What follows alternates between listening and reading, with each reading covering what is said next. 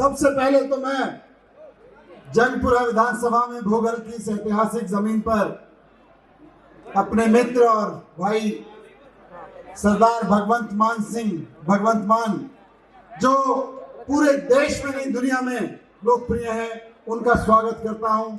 और मैं जंगपुरा के अपने भाइयों बहनों से कहना चाहता हूं, जोरदार तालियां बजा के उनको बताइए कि जंगपुरा की जनता, भोगल की जनता कितना प्यार करती है, उनको कितना सम्मान करती है।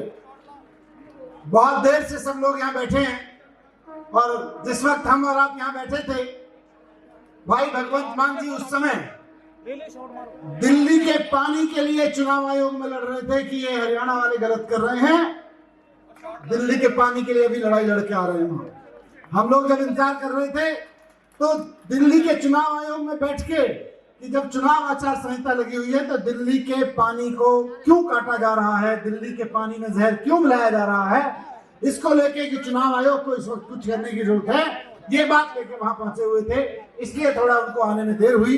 तो लेकिन भगवंत भाई, बहुत दिल से लोग इंतजार कर रहे हैं आपका, बहुत प्यार करते हैं लोग आपको, बहुत शिद्दत से इंतजार कर रहे हैं। मैं बहुत थोड़े से शब्दों में अपनी बात रख के आपके और भगवंत जी के बीच में नहीं रहूंगा, सीधे आप लोग बात करें। मैं, आप सब जानते हैं कि 5 फरवरी को दिल्ली में दिल्ली सरकार के लिए चुनाव हो रहा है और अब चारों तरफ ये माहौल बना हुआ है पूरी दिल्ली में कि साहब दिल्ली में तो केजरीवाल की सरकार बन रही है, दिल्ली में तो केजरीवाल की सरकार बन रही है। चारों तरफ पूरी दिल्ली में माहौल बना हुआ है कि दिल्ली में तो केजरीवाल की सरकार बन रही है, झाड़ू वाले की सरकार बन रही है।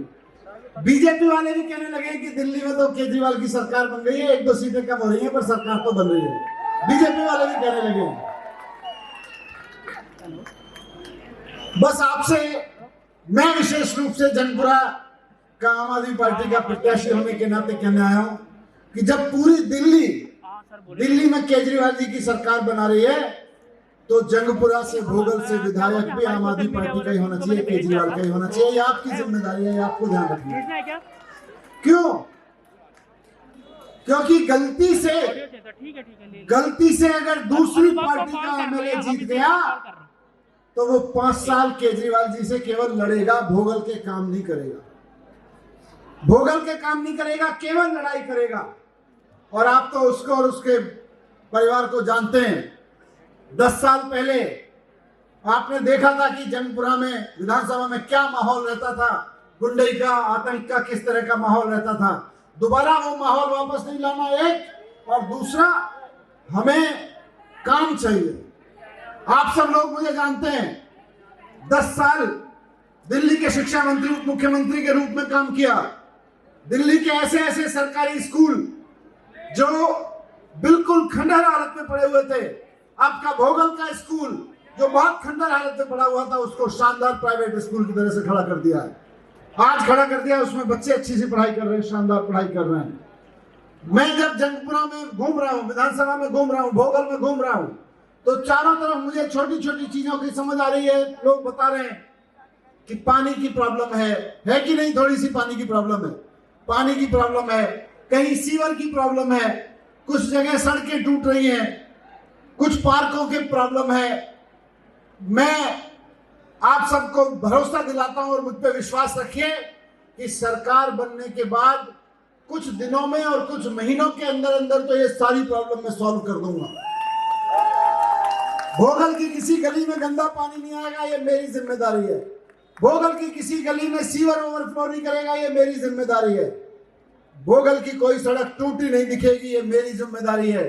और भोगल वासियों के लिए, जंगपुरा वासियों के लिए, आसपास के लिए एक सबसे बड़ी चीज जिसका भोगल के व्यापारी बहुत शिद्दत से इंतजार कर रहे हैं, वो है भोगल के मार्केट की पार्किंग। 800 कारों की पार्किंग बन के खड़ी है, लेकिन किसी की घटिया राजनीति की वजह से वो बन के खड़ी है।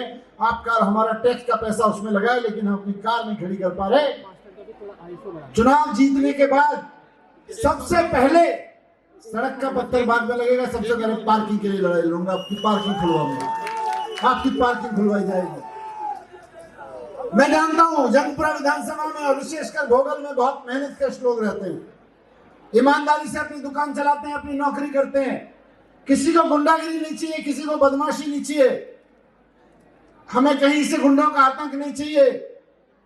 मैं कई व्यापारियों से बात करता हूं, बहुत बीजेपी के समर्थक हैं, वो भी कहते हैं कि साहब हम कट्टर बीजेपी वाले हैं, हमें लेकिन गुंडागिरी नहीं चाहिए, हमें भोगल में बदमाशी नहीं चाहिए, हमें कब्जागिरी नहीं चाहिए, हम तो शराफत से अपना व्यापार चलाना चाहते हैं, शराफत से अपनी दुकान चलाना चाहते हैं। मैं भोगल के एक एक व्यापारी को भरोसा दिलाता हूं कि मेरे रहते भोगल में कोई गुंडागिरी नहीं कर सकता, भोगल में कोई गुंडागिरी नहीं कर सकता। मैं खड़ा रहूंगा आपके साथ में, आम आदमी पार्टी की पूरी टीम खड़ी रहेगी, केजरीवाल जी की पूरी टीम खड़ी रहेगी। अब 5 तारीख के चुनाव में एक तरफ गुंडागिरी है और एक तरफ काम की राजनीति है, एक तरफ लूट कर कब्जे की राजनीति है और एक तरफ फायदे की राजनीति है कि नहीं? फायदे की राजनीति चुनना, काम की राजनीति चुनना। और ये मिला है क्या आपको ये कार्ड? हाथ उठा के बताओ किस किस को मिला है। ये फायदे की राजनीति का बचत पत्र है। केजरीवाल की राजनीति इधर वालों को नहीं मिला, लगता है बंटवा दो यार, इधर भी मिल गया, इधर की नहीं, दे दो इनके हाथों में, सबके हाथों में दो यार, दिखाओ। ये फायदे की राजनीति का बचत पत्र है। क्यों? जरा लिखो इस पे, कितने कितने का फायदा केजरीवाल जी की सरकार बनने के बाद होने जा रहा है। मैं हिसाब लगा रहा हूं आपके साथ खड़े होके, अपना अपना हिसाब लगाओ जरा। पेन पेपर निकाल लो, पेन ना हो तो किसी से मांग लेना, आजू बाजू के से किसी से मांग लो। महिला सम्मान योजना 2100 रुपए, केजरीवाल जी ने कहा है कि महिला सम्मान योजना में 2100 रुपए हर महिला को हर महीने की सम्मान राशि मिलेगी, ये केजरीवाल जी ने कहा है।